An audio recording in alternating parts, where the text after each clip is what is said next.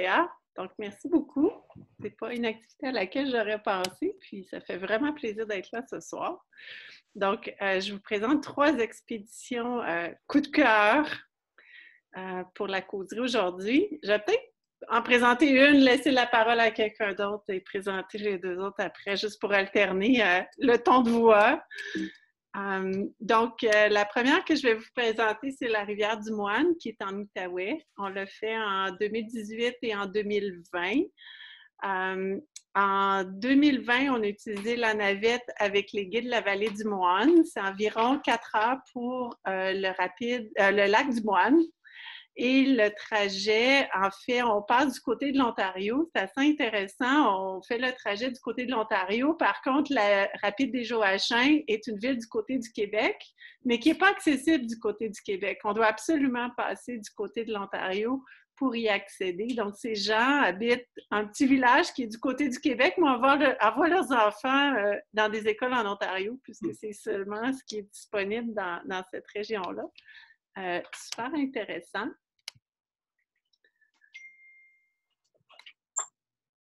Puis, je veux seulement vous mentionner qu'on est parti du lac du Moine, mais ce n'était pas notre plan initial, en fait. Notre plan initial était de partir du lac des 10 000, qui est beaucoup plus haut. C'est 2-3 jours, on dit un bon 3 jours de canot de plus. Mais le chemin a été fermé malheureusement et je dois vous avertir que la réouverture est dépendante de l'entretien des chemins forestiers dans cette région-là. Donc, aucune idée si ça va être ouvert pour l'année prochaine. On était vraiment déçus. En même temps, on a décidé de passer exactement le même nombre de jours sur la rivière. Donc, on a pris 2 bonnes grosses journées de congé qu'on appelle entre guillemets, qui signifie qu'on reste au camping, qu'on ne descend pas la rivière cette journée-là. Et on a également choisi de canoter la rivière des Outaouais. Donc, quand on sort de la rivière du Moine, elle arrive dans la rivière des Outaouais. Et à ce moment-là, on a le choix de stationner du côté de l'Ontario, traverser la rivière. Notre navette-car était 12 km plus bas sur la rivière des Outaouais. On a décidé de la canoter. Et c'était un très beau choix. C'était très joli. Donc, en termes de jours de canotage, si on n'a pas de journée de congé, que nous, dans le club, on privilégie au moins une journée de congé par expédition. Dans ce cas-ci, il y en a eu 2. C'est 4 jours à peu près, disons 5 jours si vous le faites en moins de distance, mais ça se fait très bien en 4 jours de canotage.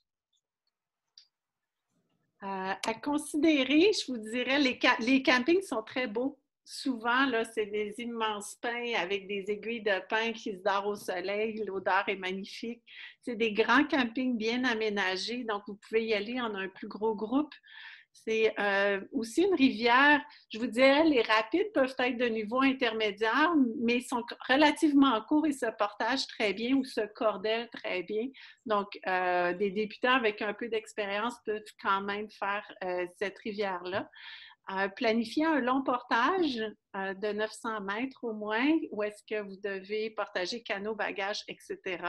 Par contre, le portage est très bien aménagé. C'est un sentier, il y a même des ponceaux à traverser. Et la rivière a aussi une valeur historique. Donc, c'est une rivière qui a été utilisée par les Autochtones et par la Drave. Super intéressante comme rivière. Donc, vous pouvez lire, vous renseigner avant de descendre la rivière. Il y a même des sites autochtones sur la rivière qui ne sont pas dévoilés au grand public parce qu'ils veulent les garder en bon état. Mais sur la rivière, dans la descente, si vous avez le temps, ce que nous, on n'a pas fait, mais il y aurait possibilité là, de découvrir certains sites ancestraux occupés par des Autochtones. Donc, je vous ai rassemblé quelques photos des 2 expéditions. C'est un mix de l'expédition de 2018 et de celle de 2020. On avait eu beaucoup plus de soleil en 2018. C'est une rivière très intéressante. Pour ceux qui partiraient de Québec, vous allez voir un paysage complètement différent qui, dans l'Outaouais, on est peut-être plus habitué, mais les gens de Québec, vous allez être fascinés par les grands pins blancs qui se trouvent sur les campings en bordure de la rivière. On en voit ici sur le côté droit de la photo. Donc, ces genres de paysages, vous allez voir, on part du lac du Moine, du lac Benoît. Donc, vous allez voir qu'il y a certains plats, des petits matins avec l'eau un petit peu plus chaude. Très beau camping, comme vous pouvez voir. Beaucoup d'espace. On peut mettre des groupes sur le camping. Il n'y a pas d'enjeu avec les campings. Des beaux rapides. Donc, les rapides se partagent quand même bien. Ici, on voit un rapide où certaines personnes ont partagé, d'autres ont descendu. On a partagé des tronçons, le tiers peut-être. Il y avait un seuil en haut. On l'a partagé, on partit en canot ensuite. Vous voyez l'état des campings, quand même. Grand camping, beaucoup d'espace. Beau groupe. Toujours le fun de descendre les rivières avec des beaux groupes. Vous voyez notre chien sur la photo qui est décédé maintenant, mais qui nous accompagnait dans toutes les rivières. Baignade en cours de route. Super agréable. Vers la fin de la rivière, on arrive sur des immenses falaises. C'est magnifique, comme vous pouvez voir sur la photo. Donc, les rivières, c'est une rivière accessible. Il y a des beaux portages. Les rapides se descendent quand même bien. Peut-être surveiller un petit peu le niveau d'eau à eau basse, ça peut être peut-être un plus gros défi à cause de la présence de roches. Vous voyez encore ici, la photo n'est pas très claire, mais je voulais vous montrer les grands pins sur les berges, qu'on peut voir ici aussi à l'arrière. Donc, vous voyez la rivière, niveau moyen, il y a quand même un peu de roches. Donc, si vous la faites juin, début juillet, mi-juillet, vous allez pas nécessairement voir autant de roches sur la rivière. La faites un petit peu plus tard, ben, c'est le paysage de rivière que vous allez avoir. Des collègues qui descendent les rapides. Ça, c'est un rapide à côté du camping des Pins, où est-ce que nous, on a pris une journée de congé et on a profité du rapide pour s'amuser. Donc, les campings sont, si vous choisissez bien vos nuitées, vous pouvez avoir des campings près des rapides et aller jouer là-dedans. C'est un bijou là, de descendre, remonter, faire des ascenseurs, les comptes courants. C'est vraiment un bijou pour aller s'amuser. Un seuil que quelques-uns ont partagé, quelques-uns ont descendu, comme notre ami Simon ici avec son fils qui se sont lancés dans l'aventure de descendre le seuil. Belle aventure d'ailleurs. Ça, c'est le même rapide qui a deux diapos. Le rapide ici, où est-ce qu'on a joué, on s'est amusé, rapide des Pins, super agréable. Très beau paysage, beau camping. Vous voyez, les campings sont grands. C'est une rivière qui est beaucoup descendue, ou à du moins, les moins maintenant, mais les magasins de plein air, les centres de plein air, pendant longtemps, ont descendu la rivière avec des groupes. Donc, c'est des campings qui, au fil des temps, ont été aménagés, des ronds de feu, des bancs, des petits aménagements. Donc, ça en fait des très beaux campings. Ce n'est pas des campings où est-ce qu'il y a la CEPAC ou un parc quelconque qui s'en occupe, mais juste les gens, la communauté s'en occupe très, très bien. Un petit portage, en guillemets. On a soulevé les canots remplis de matériel. À la gang qu'on était, ça se faisait bien. Et voilà, la rivière du Moine que je vous suggère. Rivière super intéressante. Est-ce que vous avez des questions sur cette rivière spécifique qu'on a fait dans la région de l'Outaouais? Oui, allez-y. Tu mentionnes que tu as embarqué sur le lac du Moine. Le trajet, c'est sûr que c'est difficile verbalement, mais vous avez embarqué sur le lac à quel endroit environ?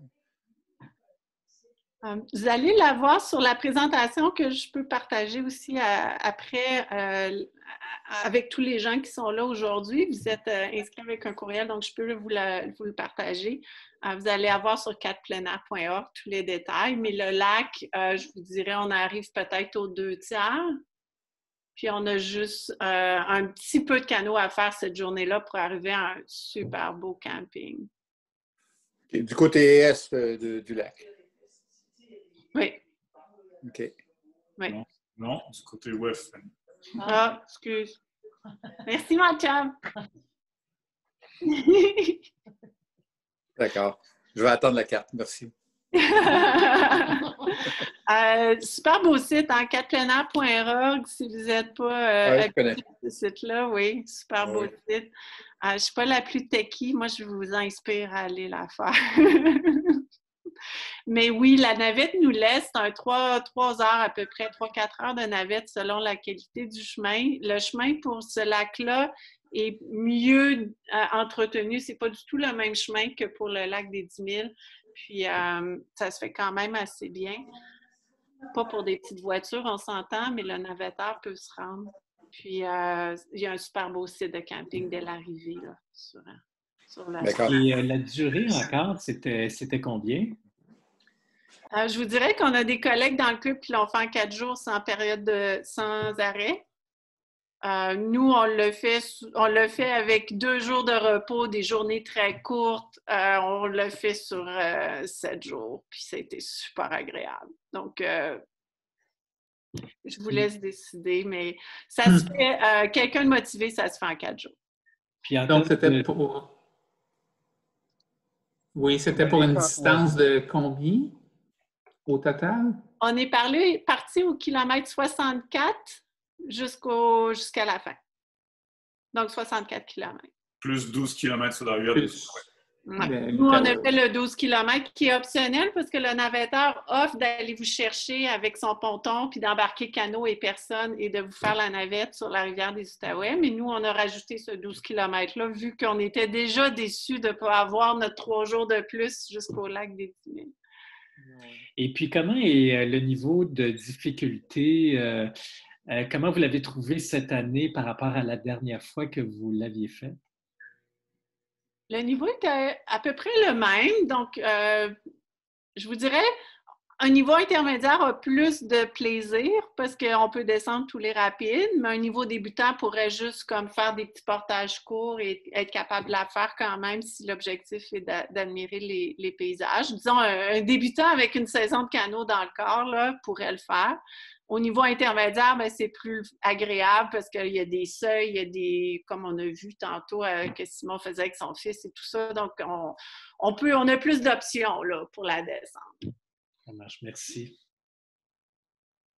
Donc, je vais laisser la parole à un de mes 2 co-présentateurs ce soir. Qui veut prendre la parole? Éric, tu vas y aller? Vas-y. Donc, la bonne aventure. Éric va nous parler de la bonne aventure et je pense que François va mettre les photos. Ça te dérange pas trop, Stéphane, que je vais? Absolument pas. Hey, un exposé oral, écoute, petite parenthèse, ça me rappelle tellement mon secondaire où mes notes avaient de l'air de ça, là. J'étais meilleur improvisateur au secondaire. Donc, je vais voir comment je vais me débrouiller avec un minimum de préparation. Bien oui, la bonne aventure, c'est pas loin de Macham, à Gatineau. C'est des farces. Bonne aventure, c'est en Gaspésie. Écoute, qu'est-ce qui nous a attirés là-bas? Là? C'est un trip là, que... En fait, c'est une rivière qui m'a beaucoup interpellé parce que par la beauté de ses paysages. Donc, ça faisait longtemps que je voulais la faire.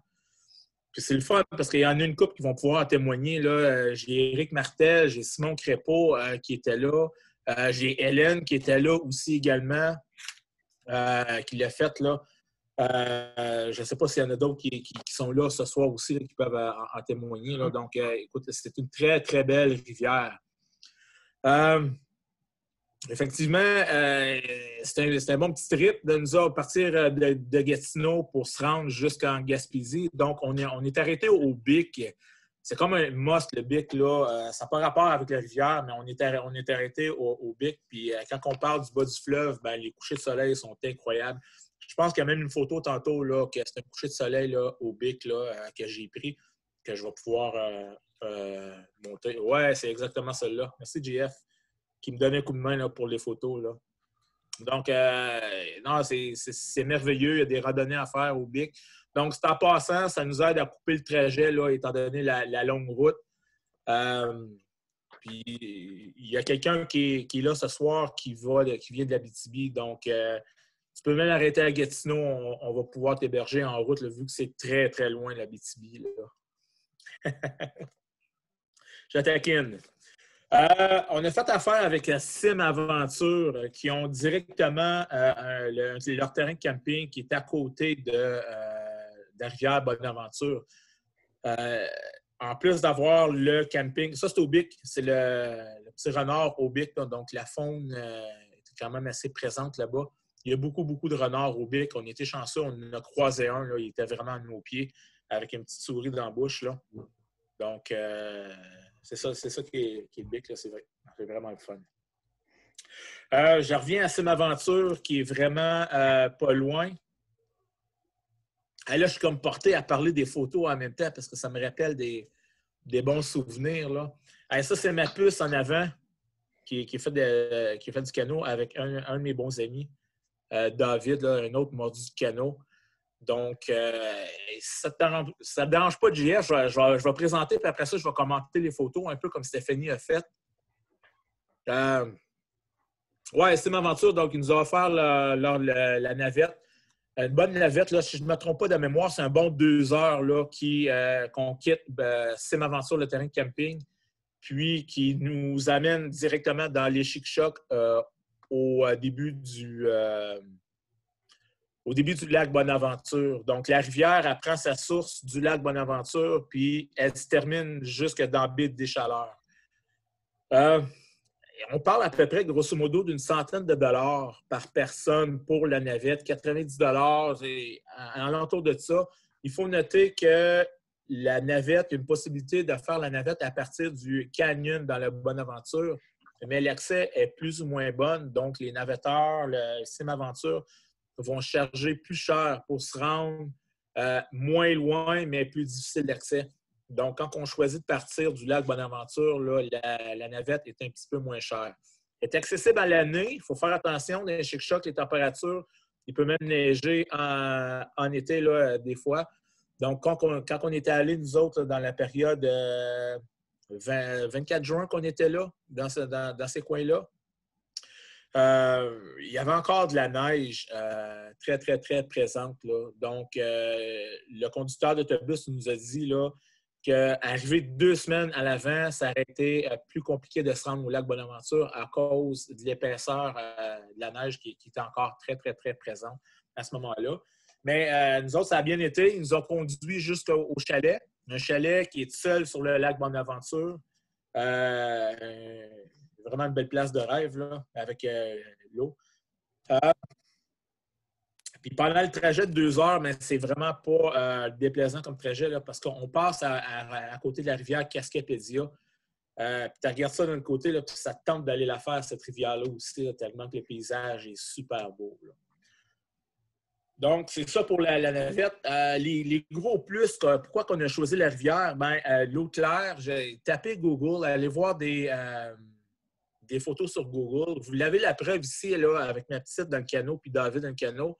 David s'était apporté son masque de plongée pour regarder dans les fosses. Parce que, oui, on peut voir très, très bien de notre canot, mais si on prend 2 minutes pour se plonger la tête, là, on voit jusque dans le fond de la rivière, puis on peut voir les fosses à saumon. Donc, c'est vraiment le fun, c'est vraiment intéressant à voir. Puis, il y a plein, plein, plein de fosses à saumon là-bas. Là. On peut facilement arrêter pour regarder. Donc, les points positifs, c'est vraiment l'eau claire de la rivière. Oui, une autre photo qu'on a mis puis, de ma puce, mais ça, on peut voir l'ombrage et dans le fond de la rivière. Donc, la pagaie trempe quand même toute la pale dans l'eau. Donc, c'est un bon indicateur là, de la profondeur. Ça peut jouer aussi des tours quand on navigue, hein, quand on pogne des grosses roches blanches. On peut peut-être avoir de la difficulté à juger le fond. Donc, il faut quand même que tu sois alerte parce que des fois, tu as l'impression que tu vas passer par-dessus la roche, mais à cause de la clarté de l'eau, là, on a de la difficulté à juger les profondeurs, on peut accrocher les roches. Donc, ça peut être trompeur par bout. Les fosses à saumon, j'en ai parlé, il y en a plein. Qui dit fosse à saumon, à partir d'une certaine partie de la rivière, on croise beaucoup de pêcheurs à saumon. Puis là, c'est certain qu'il faut respecter ces gens-là parce que aller pêcher dans la rivière Bonaventure, c'est comme un privilège, ça se prépare, puis c'est beaucoup d'argent pour payer le droit d'accès à la rivière. Donc, quand on passe, ben, on essaie de ne pas passer dans la fosse à saumon, on essaie de passer de l'autre côté de la rive pour voir les pêcheurs, tout ça. Qu'est-ce qui m'a marqué aussi là, de la rivière Bonaventure, c'est que ça descend, on a vraiment l'impression de descendre, on la voit sur du long terme. Ça descend longtemps, mais c'est une rivière là, très accessible pour les gens ayant une petite base, des gens débutants avancés un petit peu. Il faut quand même être avancé au niveau du camping. Là, la photo qu'on voit, là, c'est vraiment le premier soir où on a couché sur la rivière. Donc, vous voyez ici, là, à gauche de la photo, on voit très, très bien que la rivière n'est pas creuse. Donc, ça arrive très souvent. D'ailleurs, le moment où on l'a fait, nous autres, à partir du 24, je vous avoue, quand on l'a fait, là, c'était vraiment juste. Ça commençait à être gratte-canot, là. C'était un petit peu là, qu'est-ce que je déplorais à ce moment-là. Donc, ça graffine pas mal les canaux. Sinon, le meilleur temps, je vous dirais, là, ça serait avant la mi-juin. La mi-juin, ça serait probablement le temps limite pour profiter de la première section de rivière. Donc, la première section de rivière, je me rappelle, on part du lac Bonaventure, là, on s'en va des méandres, on passe des embâcles, on fait des portages par-dessus des embâcles, puis on rejoint une section là, pendant 1, 2, 3 jours qui est assez sauvage. On ne croise pas de chalet, on ne croise pas de terrain. L'accessibilité à la rivière est accessible à partir du lac Bonaventure pour 1, 2, 3 jours de temps. Donc, on s'aventure dans un endroit de même, là, ben, on apporte un reach, un téléphone satellite, tout ça. Parce que le seul moyen d'évacuation, c'est par hélicoptère là, pendant les 2, 3 premières journées de canot. Là. C'est certain, tout dépendamment de la vitesse que tu pagais, là, mais c'est à prendre en considération là, de ce côté-là. Un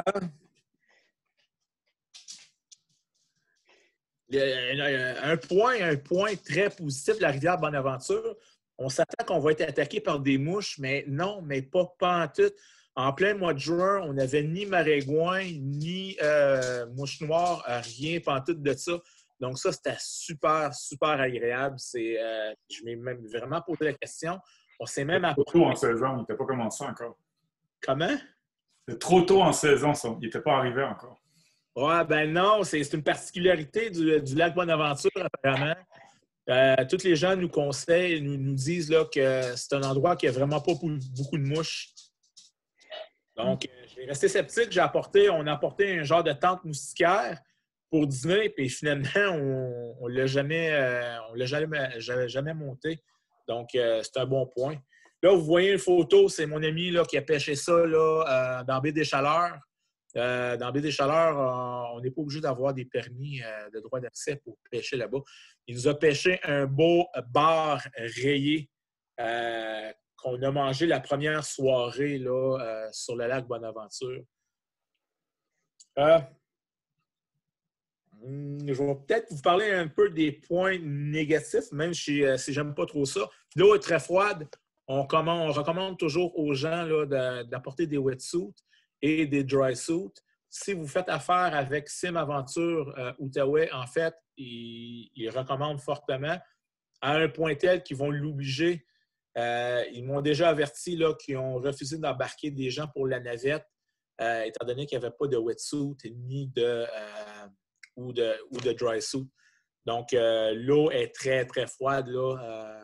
Quand tu tombes là-dedans, tu sors assez rapidement. Là. Autre point, petit point négatif, c'est que la rivière, d'année en année, avec les crues, elle change de morphologie. Donc, des fois, elle peut emprunter des chemins qui n'étaient pas là les années passées. Puis, il y a beaucoup d'embâcles, beaucoup d'îlots causés par des hauts fonds. Donc, toutes les branches, tous les troncs d'arbres se ramassent là. Donc, d'une année à une autre, il faut vraiment être prudent quand on fait face à des rapides parce qu'il peut y avoir la création d'embâcles à ce moment-là. En fait, nous autres, on n'a fait seulement qu'un portage. C'était justement pour éviter un embâcle. Et c'était tout un embarque à ce moment-là. Le portage il est là depuis quelques années. Lui, il ne change pas trop. Donc, il est facilement identifiable. On peut facilement l'éviter. C'est un petit portage environ de, je pense, une centaine, 150 mètres alentour de ça. Donc, ça se fait très, très bien. Et étant donné que l'embarque qui est là, ça fait un petit bout, il y a un petit sentier là, qui s'est formé avec le temps où ce qu'on peut portager là, très facilement. Ça, vous voyez ici, là, cette photo-là, je l'aime bien parce que je ne sais pas si vous connaissez la revue B-Side. Le gars qui tient la grande perche, il a fait l'objet d'un article dans la revue B-Side. Puis je l'ai croisé sur la rivière. J'ai pu jaser de loin avec ses clients là, qui pêchaient. Mais il pêche comme ça. Il y a beaucoup de pêcheurs qui pêchent avec des grands canaux puis avec des grandes perches pour faire avancer. C'est vraiment à l'ancienne de ce côté-là. Donc, moi, j'ai trouvé ça intéressant. Là. Je l'ai pris en photo.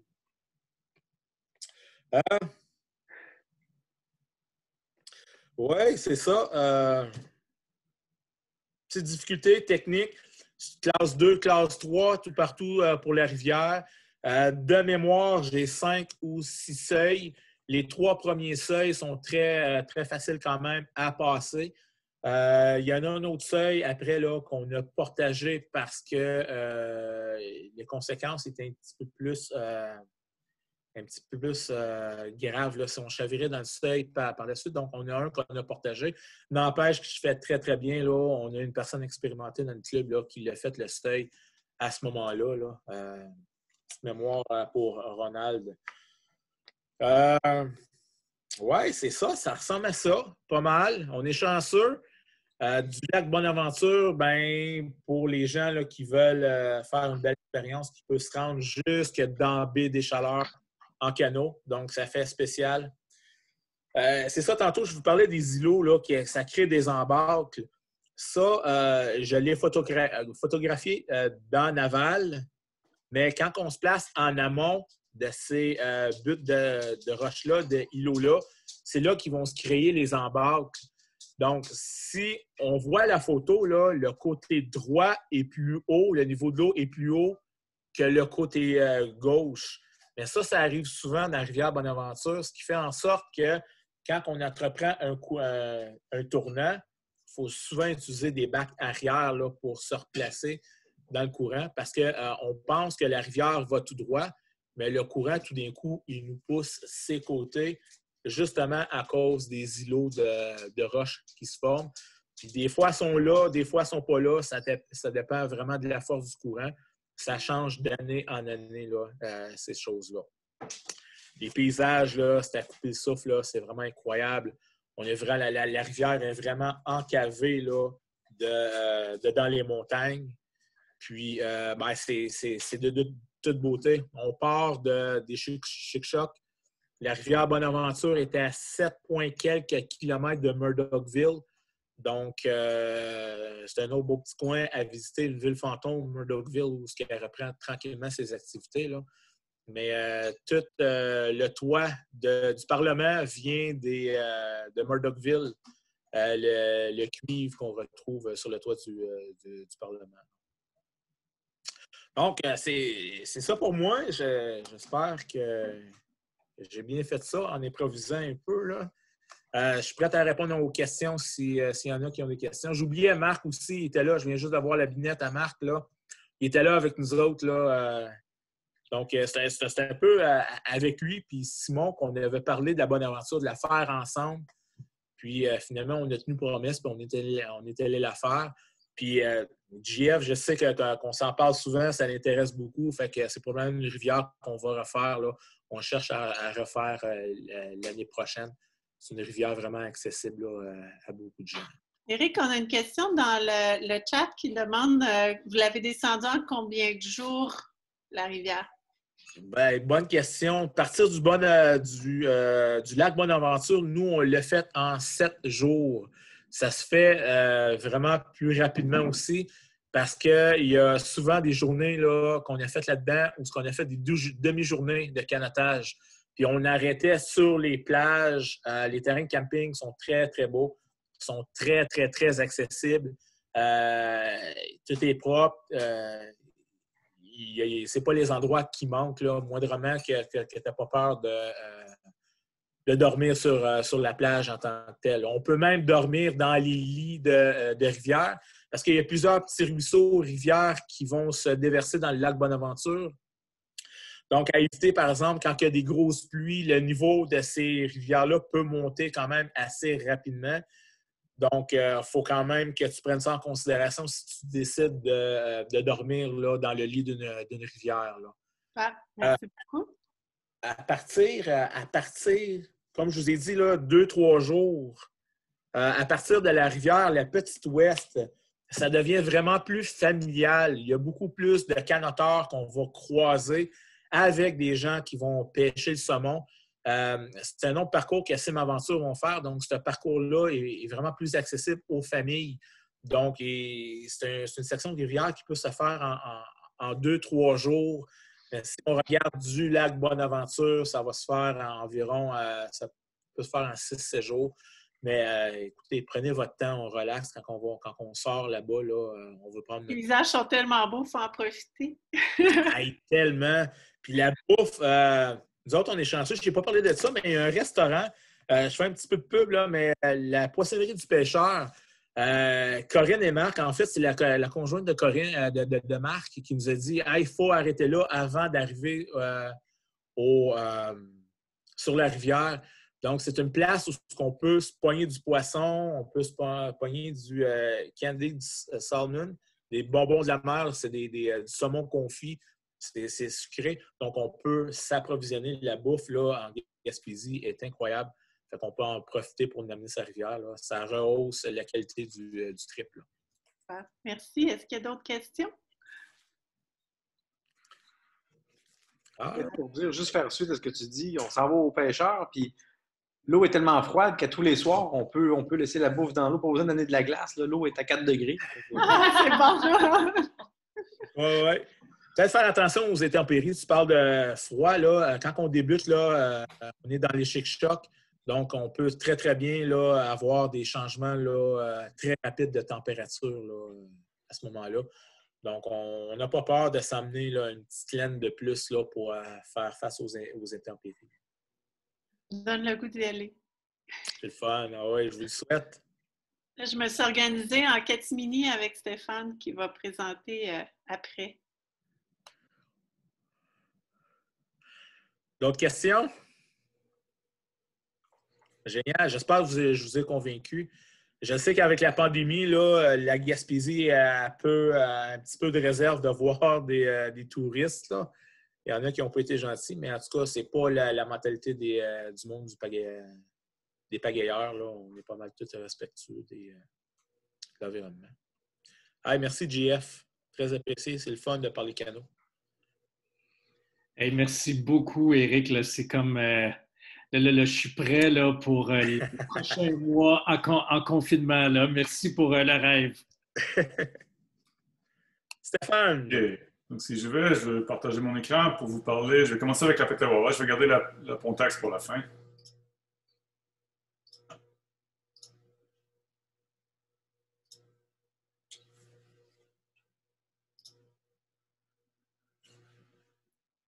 Donc, là, vous connaissez le canevas que Stéphanie a préparé. Petawawa. Tu m'as copié, mon chat! Bien sûr que tu penses, là, on appelle ça mise à profit, capitalisation en bon français. Je vais parler de la Petawawa. On peut la faire sur 6 jours ou 8 jours, mais je vais mettre l'accent sur la haute Petawawa parce que beaucoup des gens du club font la section habituelle là, du lac Travers ou Traverse, comme disent les Anglais, jusqu'à McManus. Mais je vais parler avec un peu plus d'abondance de la section en amont que peu ont fait et puis qui est intéressante, même si elle est un peu plus mouvementée. Donc, ça devient important de faire la navette. Donc, nous, on avait fait affaire avec Algonquin Bound Outfitters. Le Bound est important parce qu'il y a Algonquin Outfitters aussi. Ils sont sur la route Canyon Barren, qui est celle que l'on prend quand on descend vers McManus et puis traverse. Là. On se va là et la navette s'organise, c'est qu'il t'amène au point de mise à l'eau. Ils ramènent tes véhicules à McManus au point de sortie. Donc, tu leur laisses tes clés. Donc, on y va ensemble et puis on monte les chauffeurs et puis ils nous ramènent. ou je me souviens même pas, je pense même qu'on montait dans un camion, mais peu importe là, mais c'est eux qui amènent nos voitures. Donc, calculer 2 heures pour vous rendre au Canyon Barron, puis un autre 2 heures pour la mise à l'eau à Cedar Lake, là, à Brent. Je me suis donné la peine d'imprimer le trajet là, pour la Algonquin, donc on parle d'1h49, donc à peu près, prévoyez 2 heures là, pour vous rendre au Navatar. Puis, si c'était la question de se rendre jusqu'au point de mise à l'eau, à Brent, là, il ferait parler d'un autre 3h50, 3h45. Prévoyez 4 heures, quoi. C'est un bout, là. Mais je pense que ça vaut la peine. Donc, je sais pas, sur la carte, ça doit être petit pour vous, ça dépend de votre taille de votre ordinateur, mais Brent, c'est Cedar Lake. On voit Radiant, on voit Traverse. Des fois, il est écrit avec le S, le E à la fin, sans E, peu importe. Acre, c'est McManus. Moi, c'est McManus que j'en sais que t'appelles. Bon, 6 jours de canotage. Dans notre cas, nous, on avait pris 2 journées de congé pour étirer, en profiter. Donc, ça se fait bien sur une semaine. Vous avez 90 km de canot à faire. Donc, un premier tronçon de 40 km entre Cedar Lake et Traverse, et puis un autre 50, qui est le trajet habituel là, à partir de la mise à l'eau à Traverse jusqu'à McManus. C'est 49 en fait, là, mais on arrondit, quoi.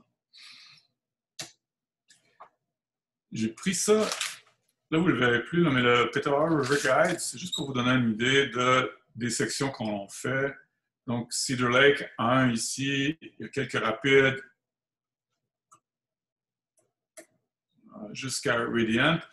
La section où avec le plus de rapides est celle qui va faire certains des portages ou avoir beaucoup de plaisir est entre Radiant et puis Traverse. Donc, on va les couvrir un peu tout à l'heure. J'avais pris les photos de tous les rapides, mais je trouvais ça un peu long pour la présentation. Mais ceux qui sont intéressés, je pourrais partager le PDF de ça. Parce que contrairement aux autres rivières que l'on fait, la Pontac, c'est la même chose. J'ai pas le... En fait, il y a un guide sur la carte pleinair.org sur la Petawawa, mais il est peu utile. Donc, c'est mieux de prendre le petit guide là, pour avoir le niveau des rivières, le niveau des rapides et puis leur description. Donc, rivière niveau intermédiaire avec des gros rapides. La section en amont comporte un certain nombre d'R5, d'R4, et donc, c'est un peu plus mouvementé, quoi. Ça vaut la peine d'avoir des gens un peu plus expérimentés ou sinon des gens qui sont prêts à faire le portage. Tout est possible parce que les portages sont bien balisés. Dans le parc, c'est facile. Les portages sont là pour même des micro-rapides. Donc, les rapides sont bien... Les portages sont bien balisés, faciles d'accès et tout ça. Mais je vous dirais, quelle magnifique section. Les paysages sont encore plus beaux, à mon sens, que la section en aval, en fait, en aval, à partir de Traverse.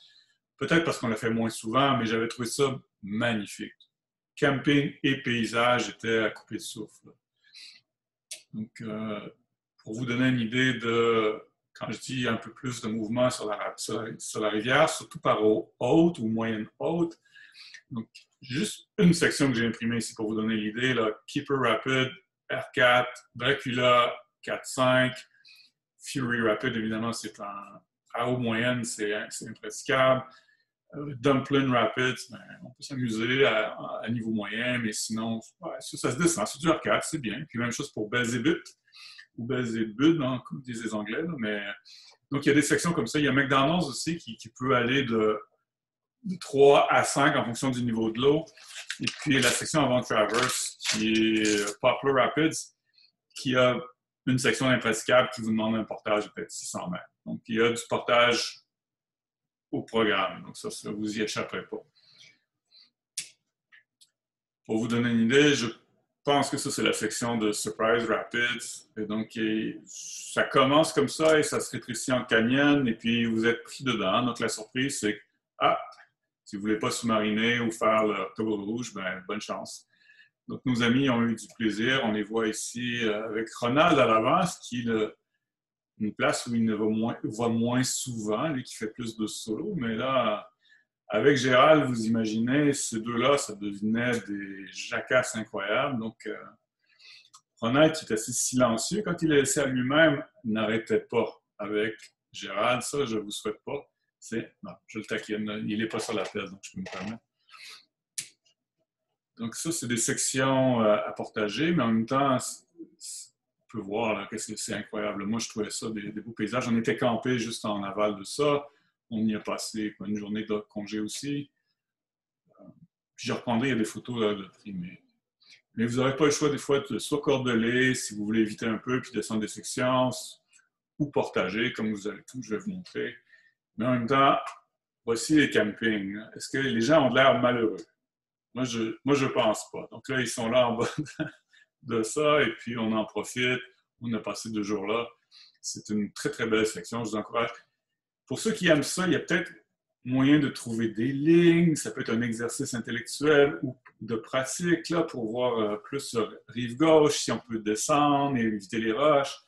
Je pense que ça vaut la peine. Il y en a quelques-uns maintenant qui sont rendus au niveau où ils sont un peu plus près. J'en vois un là, qui est dans le bas de mon écran, là, mais je ne le nommerai pas. Là.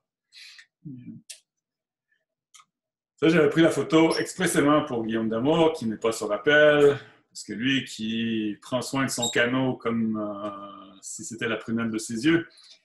Mais là, c'est une ancienne voie ferrée qui fait un peu le portage, et puis c'était une section de rapide que je trouvais un peu particulière à ce moment-là.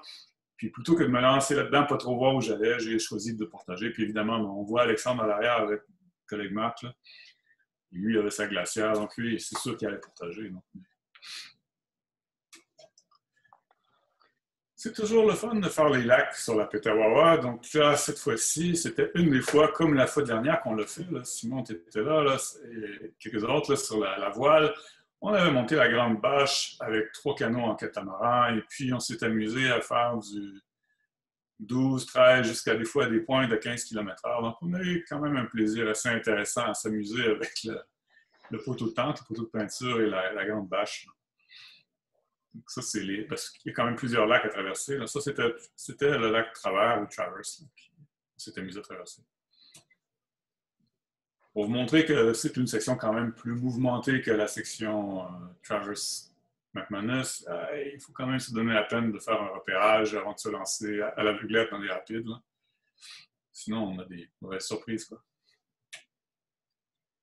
Ça, je pense que c'est même le premier. C'est dans le coin de la fin de Surprise où on pouvait mettre à l'eau juste un peu en aval puis descendre le reste.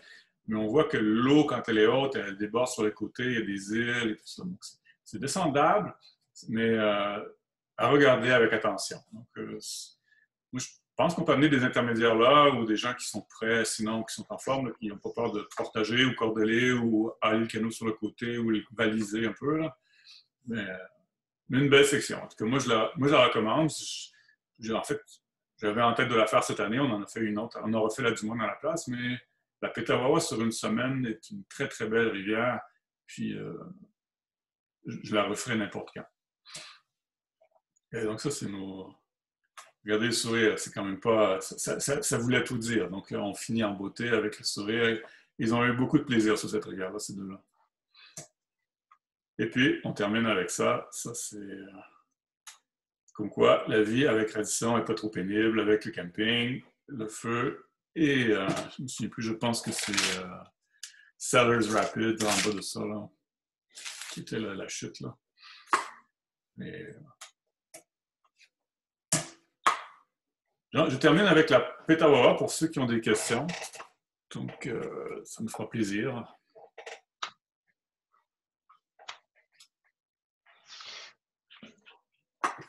Stéphane, moi j'ai une question pour toi. Oui. Est-ce que tu l'organises l'année prochaine? Oui. Bon. Oui!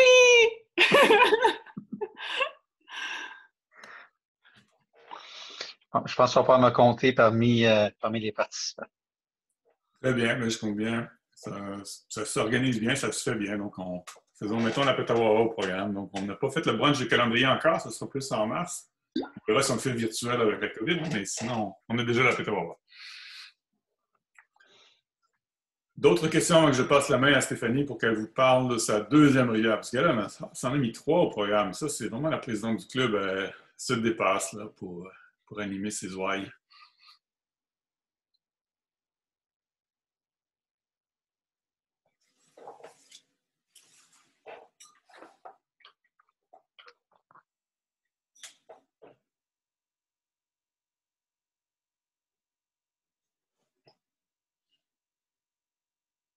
Bon, on va désactiver le micro avant de partager l'écran, ça va aller mieux. Je reviens. Je vous présente la deuxième rivière que je voulais vous parler, la Mistassibie-Nord-Est au lac Saint-Jean. Oh, oui. Donc, ceux qui sont de Québec, c'est probablement une région que vous connaissez très bien, mais pour ceux de l'Outaouais, ça nous fait un bon bout. Ce n'est pas une rivière, des rivières qu'on va faire souvent au lac Saint-Jean. Donc, on s'est lancé sur la Mistassibie-Nord-Est. La navette a été faite par Organisation, qui ont un site web qui sont super organisés. Et c'est une rivière qui se trouve au lac Saint-Jean, au nord de Dolbeau. Donc, vraiment au nord du lac Saint-Jean. Si on regarde à partir de Gatineau, on doit vraiment conduire jusqu'à Chicoutimi et ensuite monter au nord. Donc, ce qu'on a fait, c'est qu'on est parti le samedi, 7-8 heures de tour de dodo camping des Chutes à Dolbeau, où est-ce que le lendemain, le dimanche, on a rencontré notre navetteur et on a pris le départ pour la navette à Dolbeau. C'est environ 3 heures de navette avant la mise à l'eau. La rivière a super beau rapide, de nombreux rapides. C'est un parcours qui nous a surpris par la rapidité de la descente avec les tronçons. Vu qu'il y a beaucoup de rapides, ça pousse un peu, donc on a fait là, de 20 jusqu'à 30-35 km par jour, qui était surprenant. Donc, le trajet se fait très bien en 4-5 jours de canotage. Nous, on l'a fait en plus, on a pris en plus de jours, on a pris 2 journées de congé. On a fini une journée plus tôt qu'on pensait. Donc, seulement pour vous prendre ça en considération, si vous planifiez la rivière, que ça se peut que vous fassiez un petit peu plus de distance que prévu. Pour ceux de l'Outaouais qui sont moins habitués au paysage du nord du Québec, c'est des épinettes noires, contrairement à des grands pins, donc très différent de celui de l'Outaouais. À considérer d'ailleurs, très beau camping, mais plusieurs des campings sont plutôt petits, donc partez pas un groupe de 18, 16, 18, vous ne ferez pas sur le camping. Donc, 4 à 6 canots, c'est un bon groupe pour cette rivière-là. Pas mal plus de mouchoirs qu'en Outaouais, je dois vous dire. Et aussi prévoir des températures un peu plus fraîches. Donc, une petite laine en soirée, c'est à prévoir. Les rapides sont très beaux et très longs. On peut avoir une section de rapide de 5-6 km de rapide. C'est magnifique. Je vous dirais, chacun ne serait pas nécessairement intermédiaire si vous y allez à eau plus basse, mais disons début intermédiaire parce que il faut que vous puissiez faire des arrêts contre courant, puis regarder la rivière, regarder où vous allez, être capable de manœuvrer pendant aussi longtemps. En tout cas, pour moi, ça a été un défi de pouvoir manœuvrer aussi longtemps, le niveau de concentration que ça prend, etc. On n'est pas vraiment habitué à ce genre de rivière-là. C'est super intéressant. On n'a pas fait de portage dans notre cas. Donc, c'est une rivière quand même accessible de ce côté-là. Si jamais vous voulez, c'est loin, donc si vous voulez combiner à d'autres rivières, je ne les ai pas fait. J'en ai beaucoup entendu parler. La Mistassibie-Nord-Ouest, qui est beaucoup plus tranquille, mais les paysages sont aussi magnifiques. Et la Chape-Mouchouane, donc celle-là est plus olé-olé, donc des rapides jusqu'à des R4, un long portage, mais c'est quand même une région réputée dans la région de Québec. Une rivière réputée de la région de Québec. Donc, voici notre navette, notre navetteur qu'on a rencontré au croisement des chemins. Il nous a accompagnés jusqu'au point de sortie où on a laissé notre voiture et ensuite, on a eu 3 heures dans la camionnette. Si vous avez remarqué la façon dont ils transportent les canots, donc préparez-vous mentalement à mettre vos canots dans l'autre sens avec du bagage dedans, et puis en vous disant que d'autres l'ont fait, ils ont survécu, les canots s'en sont tirés. Mais j'avoue que ça fait un petit pincement au cœur pareil. Bon point. Notre beau groupe, super beau groupe. Vous voyez, on a quand même un petit anorak, une petite laine. On est au nord du lac Saint-Jean, donc c'est pas aussi chaud que l'Outaouais. Plusieurs personnes avaient des wetsuits. Super beau camping. Il y a eu en plus genre des petits buissons très dégagés notre première nuit. Juste pour vous dire, on a été tellement surpris par les distances, par le niveau d'eau, à quel point ça allait vite. On a dormi sur aucun camping qu'on avait planifié de dormir. On a tout changé notre itinéraire une fois sur la rivière. Donc, beaucoup de sous-bois, un peu humide, super beau. C'est Hélène qui est là. Une rivière où il y a du poisson, comme vous pouvez voir. On a dégusté du beau poisson. Marc nous a pêché un gros poisson. Je me souviens plus de la sorte. C'était bien bon, en tout cas. Genre de rapide, j'ai pas beaucoup de photos des rapides parce qu'on descend vraiment longtemps. Fait que j'avais pas la chance de prendre beaucoup de photos dans les rapides. Vous voyez, c'est pas nécessairement des arcades, des gros rapides, mais le défi, c'est vraiment la concentration pendant une longue période de temps. Éviter les roches. Vous voyez sur la photo ici, beaucoup de roches, beaucoup de pleureuses.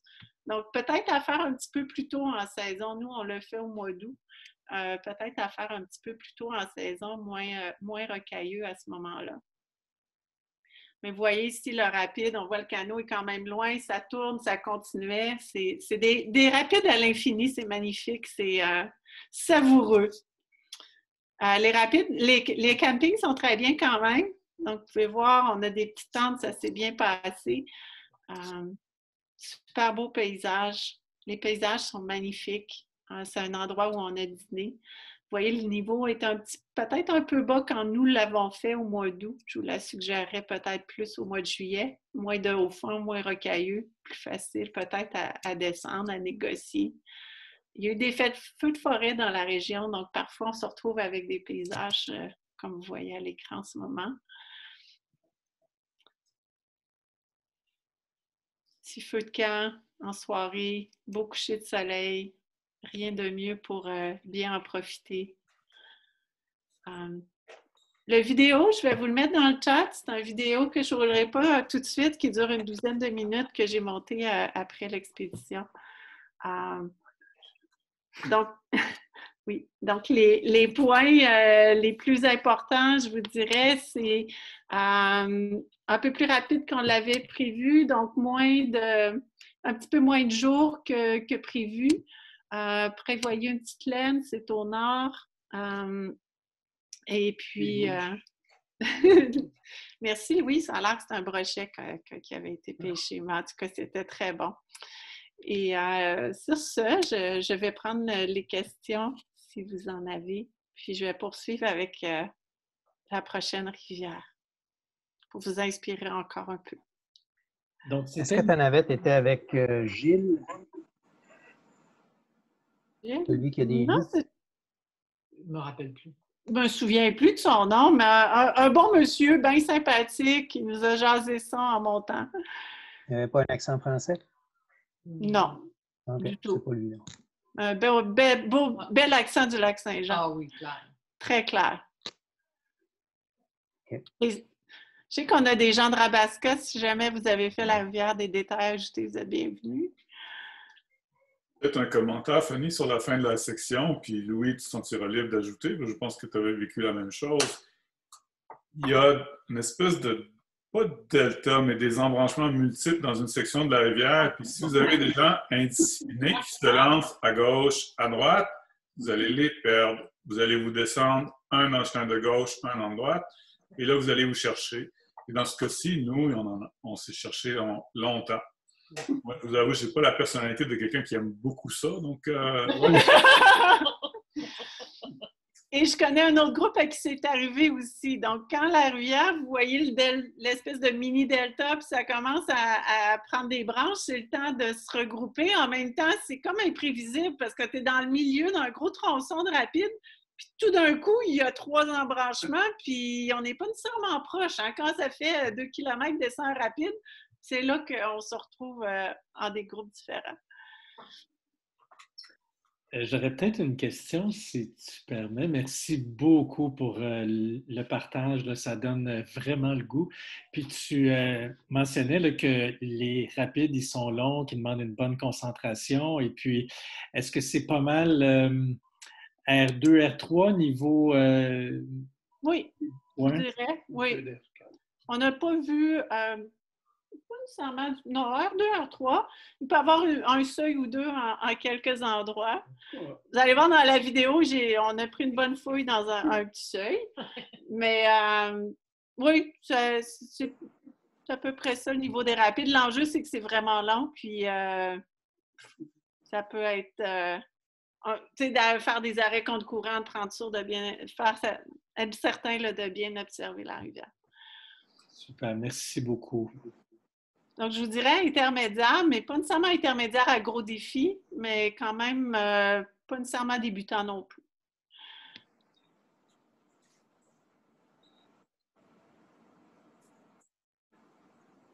Tu enclenches avec l'autre, Annie? Pardon? Tu enclenches avec l'autre? OK. J'y vais. Je vais vous parler d'une rivière que ça fait longtemps qu'on a fait. C'est une rivière qu'on a fait en 2013. Donc, ça commence à faire pas mal d'années. Je commence même à avoir le goût de la refaire. La rivière Haute-Gatineau.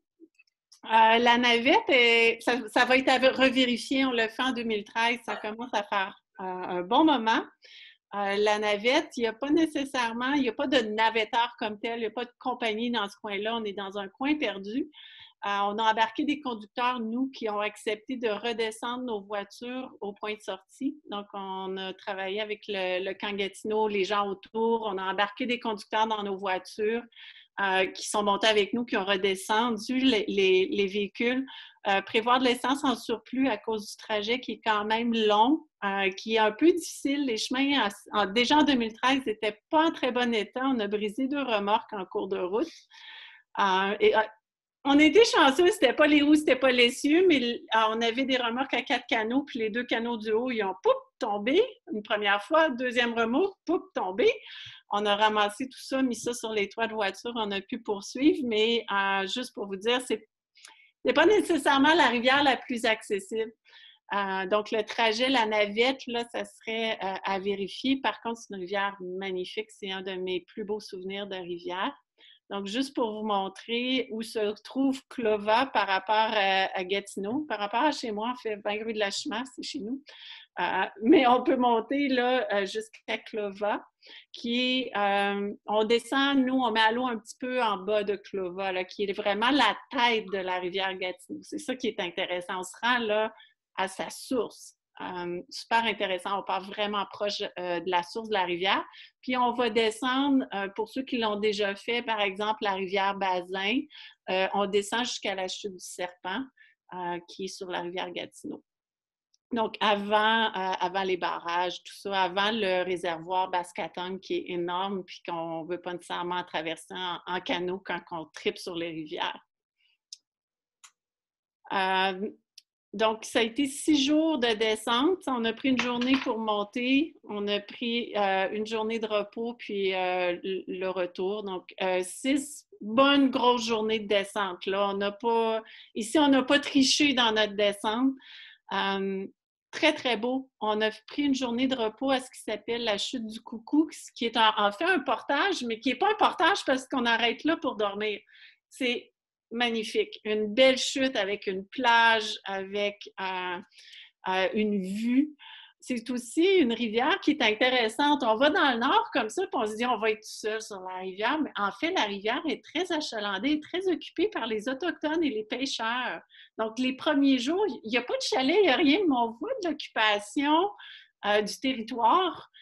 Des petits chalets, des petits shacks avec des pêcheurs, des Autochtones qui sont là, qui sont souvent sympathiques.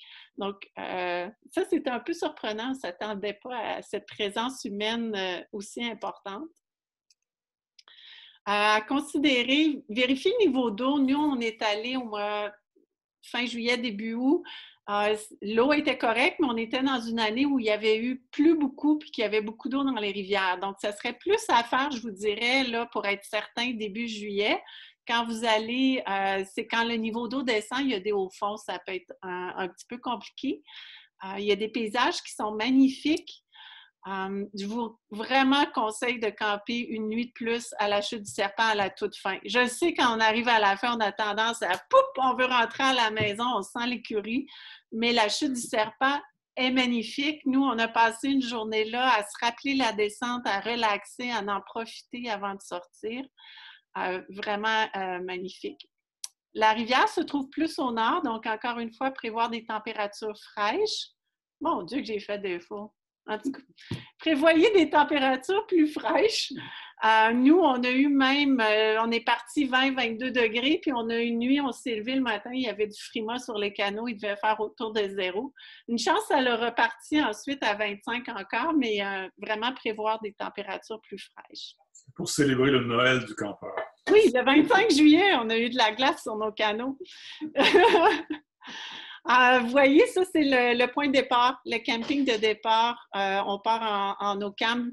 En termes de niveau, c'est une rivière qui est vraiment accessible à tous.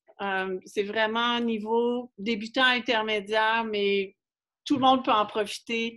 Je vous dirais, il y a une section de rapide qui s'appelle le Scénic, qui est une très belle section de rapide. Un petit peu plus un défi, là. Mais ça se fait très, très bien pour tous les niveaux de canoteurs. Donc, on voit ici quelques canaux. Ça, c'est les rapides usuels de la rivière. Donc, vous voyez, c'est pas rien de traumatisant sur cette rivière-ci. On avait un duo d'ailleurs ici, quand même débutant, qui avait fait peut-être une demi-saison de canot dans le corps, puis qui se sont très bien débrouillés sur la rivière. On avait des gens, vu qu'on avait des canots un peu plus débutants, vous pouvez voir quelqu'un qui pointe les roches, qui pointe les endroits où passer, mais en gros, c'est beaucoup de plaisir. Camping super, super beau, super accessible, grand camping. Ça, c'est un lieu de dîner. Donc, beaucoup de place pour arrêter pour manger aussi l'heure du lunch. Voici le rapide qu'on appelle le Scénic. C'est celui-là qui est un petit peu plus de défi.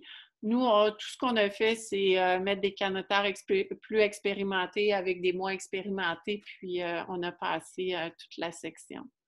Ici, on voit la chute du Coucou. C'est là qu'on a pris une des journées de congé. Donc, il ne se descend pas, mais qui est magnifique à regarder, à profiter, à nager, à s'amuser dans les rapides. Un petit peu de pêche en passant pour les pêcheurs, des jeux de cartes, on s'amuse bien dans le club Radisson.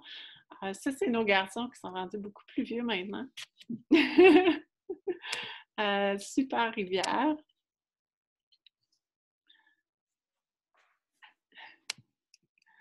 On peut voir ici le genre de camping. Des fois, oui, c'est un peu plus boisé, il faut chercher un peu. Vous voyez la tente moustiquaire.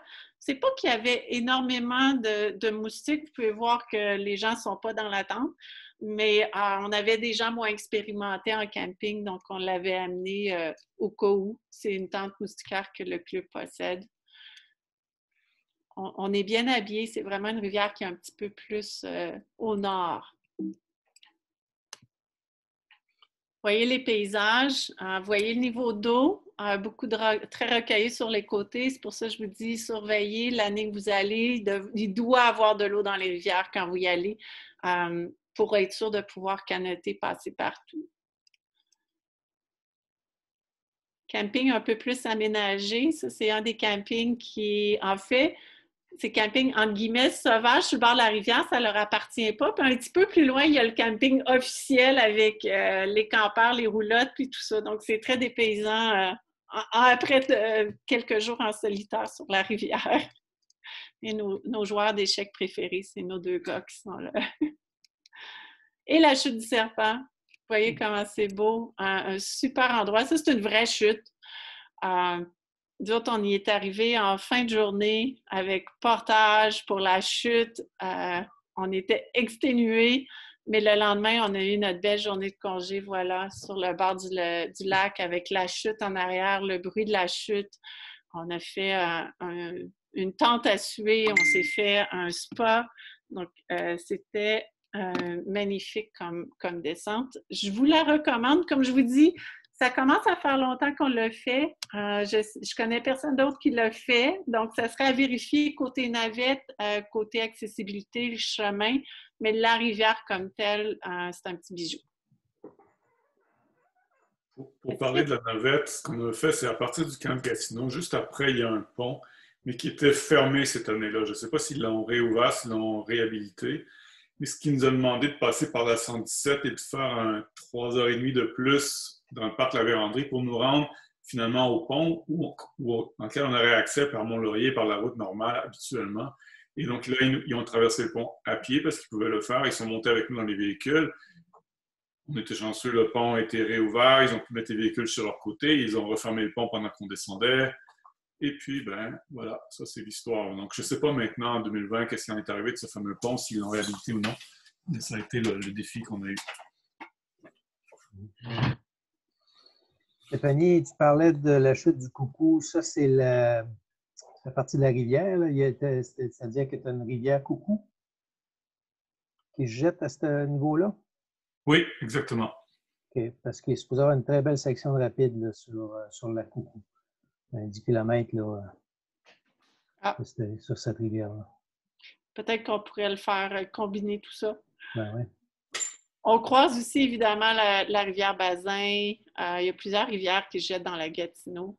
Nous, on avait choisi de faire la rivière Gatineau.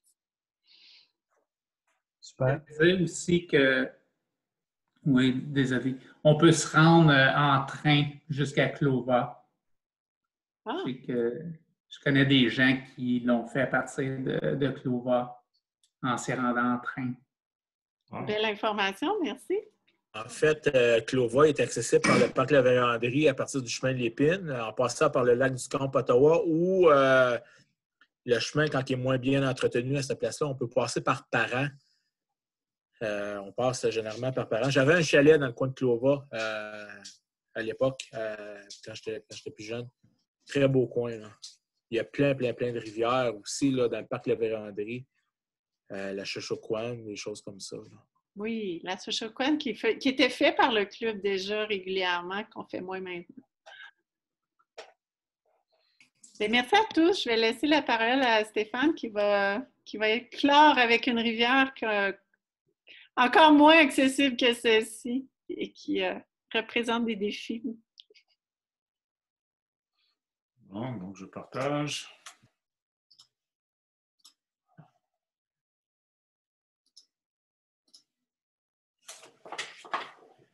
Donc la Pontax 2016, c'est pas à côté, évidemment, la baie James, c'est un peu loin.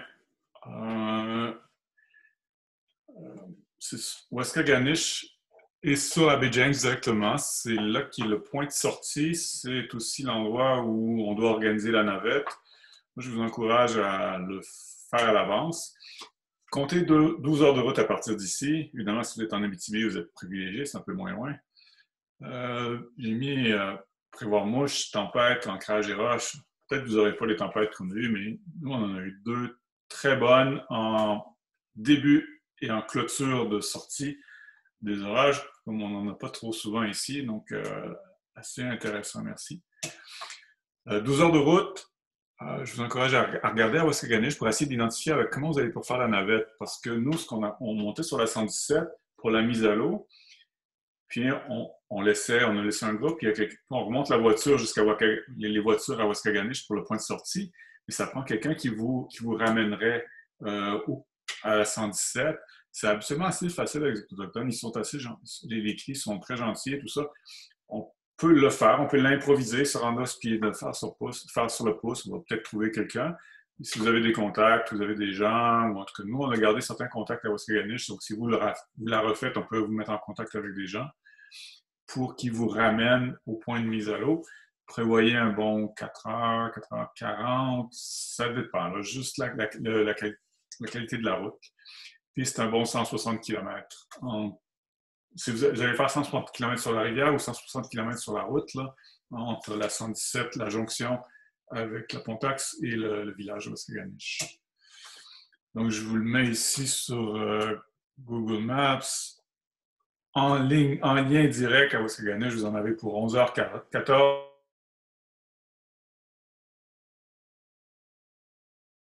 Un bon 12, 13 heures. Et puis, comment dire, moi, prévoyez aussi peut-être une journée du jeu dans votre organisation pour organiser votre navette, pour si vous arrivez tard le soir, tout dépendant à quelle heure vous quittez. Nous, on avait quitté à 5 heures le matin pour être capable d'organiser vos systèmes. Là, ou vous coupez le trajet, vous dormez en chemin, puis le lendemain, vous partez pour, si vous dormez à Matagami ou peu importe. Là. Mais ça vous donne une idée. C'est quand même pas à côté. Donc, nous, la section qu'on a fait, à peu près 160 km, le parcours est très difficile par endroit parce que même si la Pontax n'a pas été harnachée comme la Broadback, comme la Rupert, qui sont des rivières voisines, il arrive quand même que le bassin versant est affecté et on voit le niveau d'eau de la rivière qui a baissé avec les années. Donc, dans nos échanges avec les Autochtones qui étaient très intéressés, très curieux de nous parler parce qu'ils la refont pas beaucoup, la rivière. Il y a les aînés, là, les anciens qui la refont, puis ils partagent tous les rapides et tout ça. Courage, mes amis, hein, parce que la mouche là-bas, là, c'est pas de la frime. Là. Il y en avait. Là. Et donc, ils refont ça avec des portages que j'ai même pas, que j'ai pas vu. Donc, ils doivent le faire en broussaille. C'est encore plus chapeau. Là. Mais tout ça pour dire qu'il y a très peu de gens qui vont la refaire. Puis, on comparait les niveaux d'eau et elle a baissé. Ce que ça amène, c'est qu'on a une rivière. Tu sais, des fois, vous avez une rivière avec un chenal principal. Vous avez des fois des petits chenaux secondaires qui sont plus faciles à descendre. Dans le cas de la Pontax, le niveau était plus bas, il n'y avait plus de chenaux secondaires, il restait que le chenal principal avec des mouvements d'eau que j'ai rarement vus. Il y a des sections infranchissables, puis il ne faut pas oublier que peut-être on pourrait se risquer si on était en temps normal ou on était à proximité de la civilisation, on serait dans les environs ici, on se dirait il n'y a pas grand-chose à risquer. Mais comme on est loin de tous et de tout là-bas, il faut calculer qu'on est en expédition, il faut être un peu plus prudent. Donc là, dans ces cas-là, on valisait sur les côtés. Il n'y a pas nécessairement de portage, mais on valisait le canot, ou on partait le bagage, puis après ça, on portait le canot. Donc, ce qu'on a fait en moyenne, je vous dirais 20 à 35 km, sauf pour la dernière journée, puis c'était pas nécessairement ce qu'on avait prévu. On avait prévu dormir à l'embouchure de la Pontax, sauf que le camping était absolument pas attrayant, puis on a eu une fin de non-retour de nos deux conjointes. Donc, on a décidé qu'on allait faire le bout de route qui nous séparait, une quinzaine de kilomètres de plus, pour se rendre à l'embouchure de la Rupert, pour y dormir. Puis, je vous montrerai les photos tout à l'heure. Ça valait la peine, c'était beau, mais ça a été quand même une journée assez compliquée parce qu'il fallait faire face à la marée avec un vent de face en plus. C'était une bonne grosse journée. 50 km, c'est pas à la portée de tous. C'était 12 heures de canot, pour tout vous dire. Donc, c'était une grande journée. Je vous ai mis le lien ici, on partagera dans le lien, c'est le relevé de la Pontax de Canoë-Kayak Québec, là, la Fédé.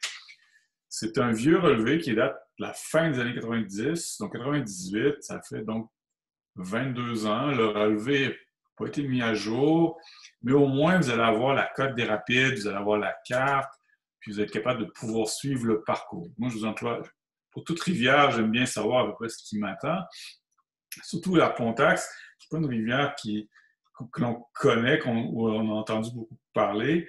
Puis l'eau, elle est souvent, comment dire, les sections, une fois qu'on s'y est lancé, qu'on a amorcé la descente, ben on est engagé. Donc là, c'est débrouille-toi, mon ami. Puis l'eau, elle est foncée, elle est sédimenteuse, on voit très peu. Et il y a plein d'obstacles sous le niveau d'eau qu'on ne voit pas. On a plusieurs fois descendu pour se faire déporter à tribord de manière assez catégorique, alors que c'est une roche qu'on aurait pu voir en temps normal. Là, on ne l'a absolument pas vu, puis on s'est fait déplacer. Donc, c'est une rivière qui demande un peu plus d'expérience. Arrête, là, tu leur donnes le goût de ne pas y aller. Moi, je ne veux pas dire à tout le monde d'aller faire de la Pontax, mais je vais montrer les photos, ça vaut la peine de la faire. Oui, je t'agace. Camping sur les galets, je vous montrerai les photos. On évite évidemment de rentrer en forêt parce que la question des mouches se pose. Mais sur les galets, c'est vraiment agréable. Donc, on est exposé au vent. Tant qu'on a prévu le coup pour le désancrage, pour attacher la bâche, la toile, il y a des roches partout pour monter la tente. C'est vraiment agréable. C'est plus une question d'avoir des matelas, mais là, on est exposé, c'est ouvert et tout ça. Ce qui fait l'intérêt de la rivière. C'est magnifique. Donc, j'arrive aux photos, là. Donc, je vous encourage à partir de 3 à 5 canots. Pas trop, parce que vous allez avoir de la difficulté avec les campings. Nous, on était 2, ce qui n'est vraiment pas l'idéal. Puis, on peut en reparler dans un autre contexte. Pourquoi 2? Mais on était quand même avec Pierre, qui était très expérimenté. Mais sa conjointe, qui n'a jamais voulu refaire du canot après. Donc, ça vous donne l'idée. Mais ça, c'est l'endroit où on a eu le plus de sable pour monter la toile. On a eu le privilège d'être la première tente à monter, mais comment dire, ça vaut la peine. Hein? Si vous êtes en Abitibi, peut-être que vous connaissez plus ce genre de paysage, mais c'est très peu fréquent en Outaouais. Moi, j'ai trouvé ça magnifique. Hein? Si c'était pas que c'était 12 heures ou 14 heures de route à faire, demain, je la referais. Là. Donc, je vais le faire. Là. Ça prend un peu de temps, là, 2016. Donne-moi encore une année ou deux, là, puis je vais être prêt. Là, mais c'est loin. Là. C'est de la route. Là. C'est du tape-cul. C'est des mouvements d'eau, c'est clair. Il y a toutes sortes de choses, il y a toutes sortes de mouvements d'eau dans cette rivière-là. Soyez prêts à voir des choses que vous n'avez pas vues ailleurs. Mais c'est ce qui en fait l'intérêt. Donc, c'est ce qui, moi, m'a intéressé beaucoup. Donc, vous allez voir de la roche, vous allez voir que des fois, où est-ce qu'on passe, puis vous allez être créatif, vous allez trouver des passages, vous allez baliser un peu. Non, c'est une rivière pour vraiment pour se dépasser un peu, ça, ce qui vaut la peine. Là, vous voyez un peu en haut à gauche où on est monté sur la roche, juste en amont d'une chute, avec des mouvements d'eau en aval. Là, vous voyez l'espèce de champignon ici. On s'y est promené le lendemain. Votre canot va se promener, va réagir d'une manière que vous n'avez pas souvent expérimenté dans votre vie. C'est ça, tenez votre pagaie dans l'eau, puis accrochez-vous, mes amis. Ça, c'est intéressant. C'est pour ça que la Pontax, moi, m'a fasciné. C'était pour vivre des choses comme canataire que je n'ai pas vécu souvent. Et puis avec des paysages qui étaient à couper le souffle. Puis en même temps, mais regardez, on n'a pas l'air d'être malheureux. Là. On est super bien monté, on est sur la roche, avec des campings. Les campings sont magnifiques. Là. Donc on s'installe, on prend des grosses roches pour attacher la toile, pour l'ancrer pour le vent et tout ça. Puis une fois qu'on a des matelas, écoute, c'est le paradis sur terre. C'était absolument sublime. Ça, c'est quelques paysages. Donc, ça se rejoint. Là, c'est pas, vous allez voir, il n'y a rien de dramatique ici. Ça se descendait très bien. C'est pour ça qu'on a pris la photo, parce qu'on pouvait s'arrêter, prendre la photo, prendre le temps de la regarder, de l'apprécier, de s'imprégner de tout ça. Là. Quand c'est trop gros, quand c'est trop musclé, on est dans la descente, là, vous n'allez pas voir l'appareil, c'est sûr. Mais encore des fois des campings, c'est de la roche. Puis regardez, c'est asséché. Donc, il y a des moments au printemps où l'eau passe, là, c'est clair, on le voit, là, mais nous, le niveau d'eau était plus bas. Mais, comme je vous dis, prévoyez les ancrages d'escalade pour monter la toile, vous les mettez au vent, le reste, vous allez finir par trouver quelque chose pour l'attacher, et puis, parce que la pluie, c'est un fait de la vie, quoi. Vous allez goûter, là, à moins que vous ayez le soleil tous les jours, là, ça vaut la peine. Donc, nous, on a eu une journée ou deux où il y a un peu de pluie, sinon, on a été vraiment privilégiés, ça a été des températures sublimes, là. Sauf, je vous dis, l'orage initial et puis final, mais ça j'y reviendrai. Belle section, celle-ci, on va peut-être vous demander de valiser un peu sur le côté pour éviter. Moi, je regarde la pagaie que j'ai, là, à la droite, là, c'est la gauche de la jaune. À la droite de la jaune, c'est là que je l'ai perdu et je ne l'ai pas retrouvé, donc c'est juste ici, là. Je peux la regarder encore, c'est la preuve que je l'avais, donc...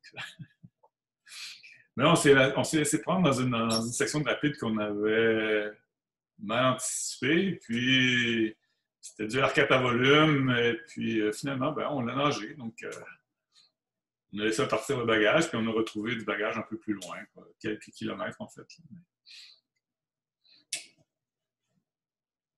Vous êtes sur la baie James. C'est beau. Ça, c'est des paysages. Ça, c'est la journée de pluie qu'on a eue à peu près au milieu.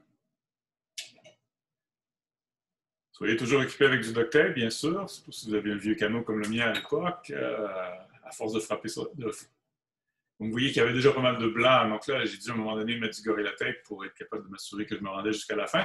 Je sentais que j'allais proche du vinyle intérieur. Donc là, j'ai renforcé ça. Le Gorilla fonctionne très, très bien, mes amis. Assurez-vous que votre canot est bien sec, mais vous allez faire... Ça marche. C'est Stéphane, le canot que tu traînais sur la Petawawa, ça? C'est mon vieux, c'est notre vieux comment dire, canyon, là. Sur la Petawawa, je sais pas. On voit une photo que tu traînais le canot par terre. Hein? Ouais, c'est lui, c'est exactement ça. Je m'attendais à ça de Guillaume Damour vers Simon, mais je vois que tu sais comment te suppléer de manière intéressante. C'est exactement le même canot. Oui, exactement, même canot. Ça, c'est notre petit groupe. Chapeau que j'ai perdu sur la Pontax, d'ailleurs. Je pensais que j'avais une autre photo. Mais je l'ai plus. Mais j'avais la photo sur la baie James, mais j'imagine qu'elle ne s'est pas rendue.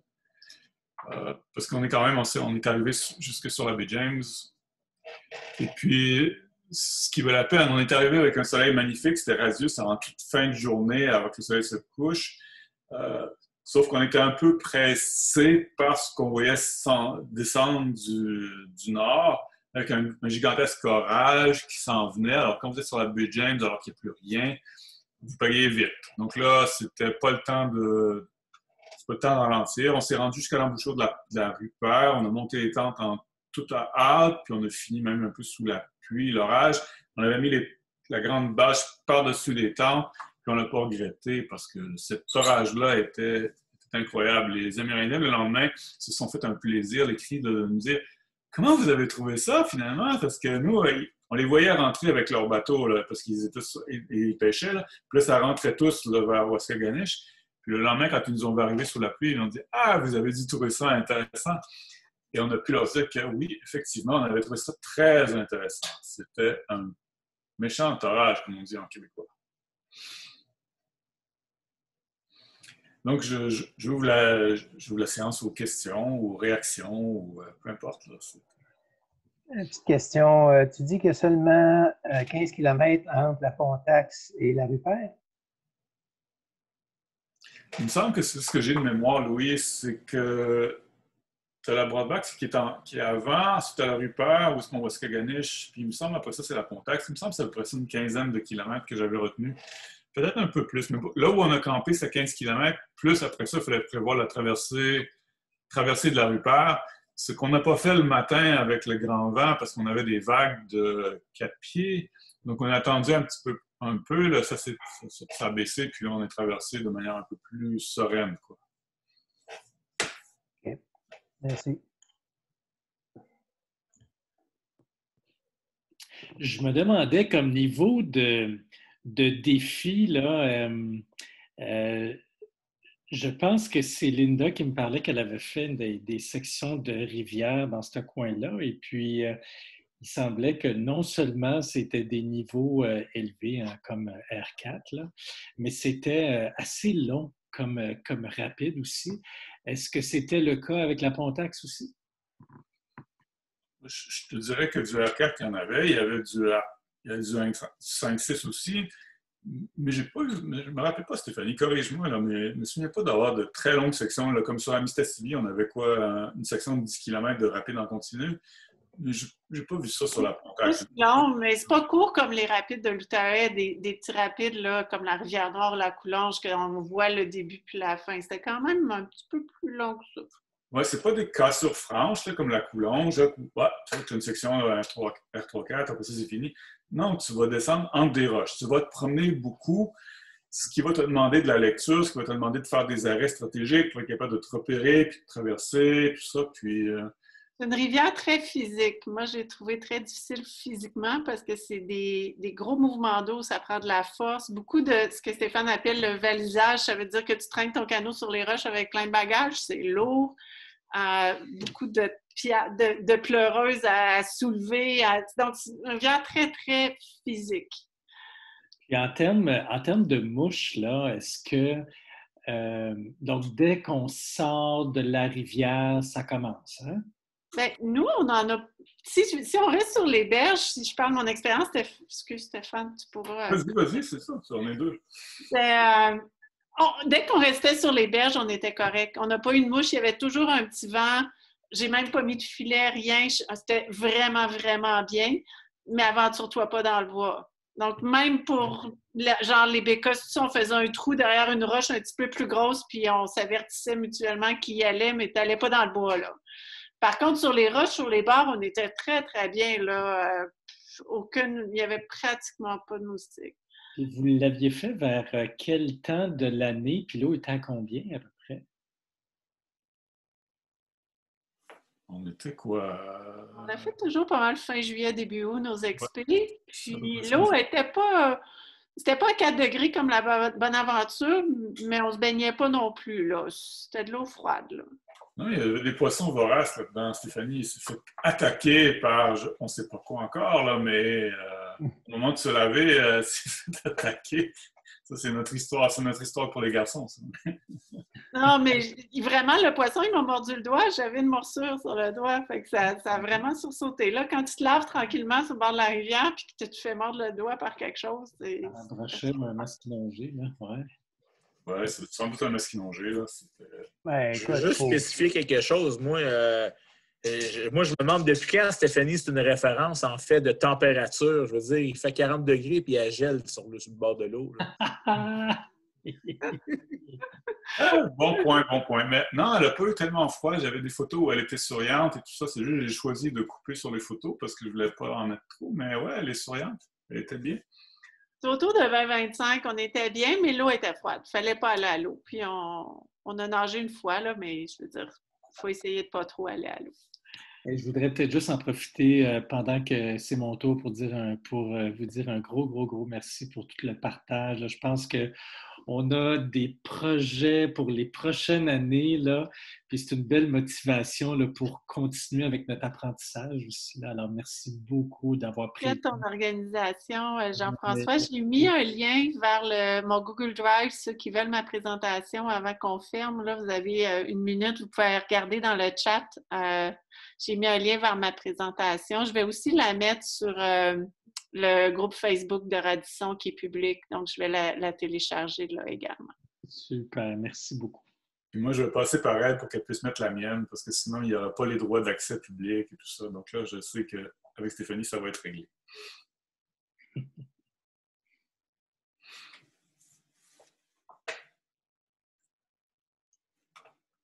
Bien, merci beaucoup. Est-ce que quelqu'un d'autre aurait un commentaire ou une question pour Stéphane? Ou...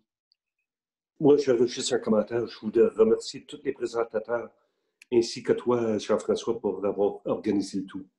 Et puis moi, j'ai manqué la saison cet été, alors ça me permet de rêver encore plus à l'été prochain. Alors, merci à tous. Merci, Marc. L'été prochain, Marc. Oui. Oui, merci beaucoup. Hein? C'est vraiment... surtout que la neige est arrivée, là, ça fait rêver. Puis ça fait rêver. Ça fait rêver à la saison prochaine. Oui, vraiment, c'est super. C'est fun aussi de voir des gens d'autres clubs. Là. C'est vraiment intéressant. Jean-François est super organisé. On a maintenant une chaîne YouTube pour le Club Pierre Radisson. Donc, l'enregistrement, il va nous mettre ça sur notre belle chaîne YouTube. Merci beaucoup, Jean-François. Un plaisir. Puis merci de m'avoir aidé avec la techno. Vraiment plaisir. C'est toi le champion. C'était le fun de vous voir tous et puis je vous dis à la prochaine. Oui, merci tout le monde. Merci beaucoup. Au revoir. Bye bye. Bonne soirée. Merci beaucoup.